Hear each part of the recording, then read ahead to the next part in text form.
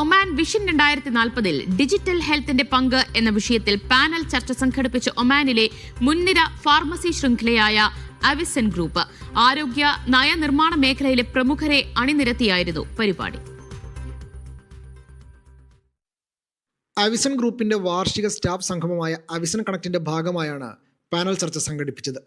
മസ്കത്തിലെ ഷാങ്ഗ്രില ബാറലിസിൽ നടന്ന പാനൽ ചർച്ചയിൽ Khalid bin Sayyid bin Saif Al Kharusi, Hanan bin Saif bin Sulaiman Al Mani, Abdul Hakeem Al Balushi, Ahmed Al Salmi, Rahul Kadavakkot, Sameer P T, Nizar എടുത്തും ജലീൽ തുടങ്ങി ഒമാനിലെ ആരോഗ്യ മേഖലയിലെയും നയനിർമ്മാണ മേഖലയിലെയും പ്രമുഖർ പങ്കാളികളായി.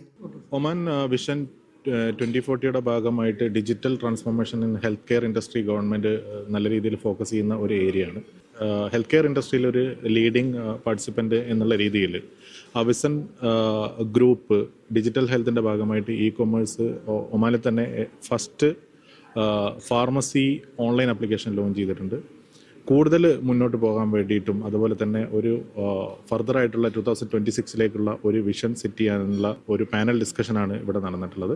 സുസ്ഥിരവും കാര്യക്ഷമവും ഉയർന്ന നിലവാരമുള്ളതുമായ ആരോഗ്യ സേവന ലക്ഷ്യങ്ങളെ എങ്ങനെ പിന്തുണയ്ക്കാമെന്നതിനെക്കുറിച്ച് സജീവമായ ചർച്ച നടന്നു.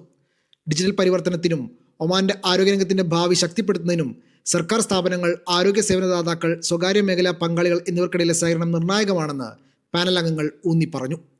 ഒമാനിലെ രണ്ടാമത്തെ വലിയ റീറ്റെയിൽ ഫാർമസി ശൃംഖലയായ അവിസൺ ആരോഗ്യ സേവനങ്ങൾ വീട്ടുപടികളിൽ എത്തിക്കുന്ന അവിസൺ ആപ്പ് അവതരിപ്പിച്ചിരുന്നു. Media 1, Muscat.